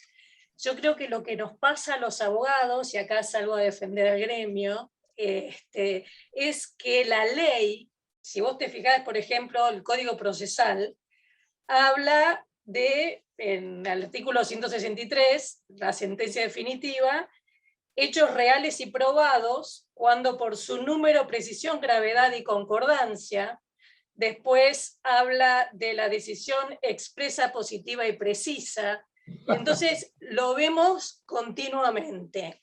Pero, ¿qué es lo que nos pasa? Una cosa me parece a mí que es que en la ley se trate de contemplar todos los casos que puedan presentarse, y otra cosa es cuando nosotros argumentamos que usamos sinónimos. En vez de decir algo con un solo adjetivo, un solo sustantivo o un solo verbo, decimos ingresar e entrar, ¿no? Y decimos, bueno, ¿por qué usamos los dos si con uno solo hace falta? Entonces, creo que ahí hay mucho trabajo para pensar un poco, bueno, esto que vos decís, cuándo estamos argumentando, cuándo estamos informando, porque evidentemente el texto legal es distinto de lo argumentativo, ¿no? Y después el otro comentario era con respecto a la voz pasiva. A mí me parece que a veces en el discurso jurídico alguna voz pasiva puede ser una cuestión de estrategia, aunque lingüísticamente no sea del todo correcta. Por ejemplo, está mal decir la demanda fue contestada por la demandada, ¿no? O sea, usar la voz pasiva e indicar quién realizó la acción. Ahora, si yo quiero cambiar el centro de atención y yo digo la niña fue abusada, entonces pongo como centro de atención a la niña, ¿no? En primer término. Y como estrategia podría decir, fue abusada por el novio de la madre. Entonces, lingüísticamente, eso es incorrecto, pero estratégicamente podría ser válido. ¿Qué opinión te merece esto? No, pues, digamos, a tu comentario contesto amén. Punto. Ya está, no puedo agregar más nada. Sí aprovecho, como ese que había estudiado nada más que los fenicios, y le preguntaron sobre los romanos, y dijo, bueno, en realidad el problema de los romanos es que vivían al mismo tiempo que los fenicios, y hablaba de los fenicios, pero sí hay algo, Carmen, amén, no tengo más que decir que estoy definitivamente de acuerdo. Hay un punto respecto de voz activa, voz pasiva, que fue bastante importante y que me olvidé, lo tenía anotado, pero quise terminar como terminé a tiempo. Es muy útil, tanto en las demandas o en los escritos judiciales como en las opiniones, que los títulos anticipen contenido. En lugar de decir análisis de la validez de la cláusula arbitral, poner la cláusula arbitral es válida. O decir, ¿por qué? Porque si el lector, si está bien hecho la O de organizar, después, cuando repasa los títulos, lo que hace es repasar el contenido, refresca lo que ha leído. Si los títulos incluyen contenido, no, es decir, la cláusula arbitral es válida, ¿no? Análisis de la validez de la cláusula arbitral, ¿no? O en nula, o lo que querramos decir. Títulos que tengan contenido es algo que comunica con mucha fuerza, con mucha potencia, y le hace la vida más fácil al que después repasa, y al repasar títulos repasa contenido. Eso es algo bastante útil a la hora de comunicar mejor y con menos fatiga para el lector. No tiene que ver con lo que Carmen acaba de decirme, pero hice una sinapsis y lo conecté porque me di cuenta que me había olvidado de decirlo. Disculpen.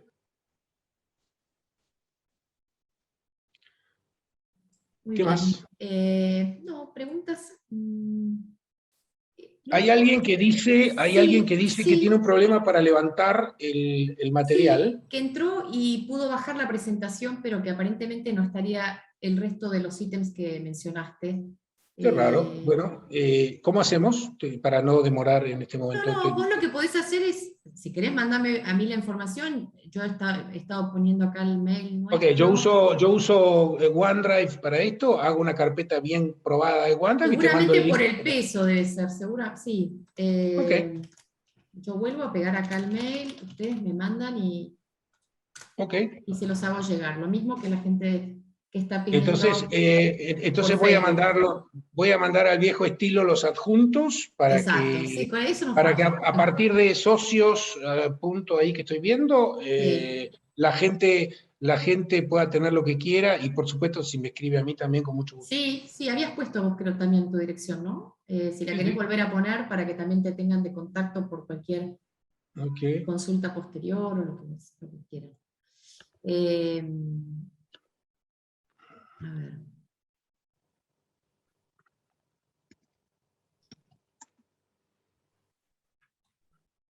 Ahí está, Marcelo Gobi con w larga.com. Con doppia B, porque yo también estoy aprendiendo italiano.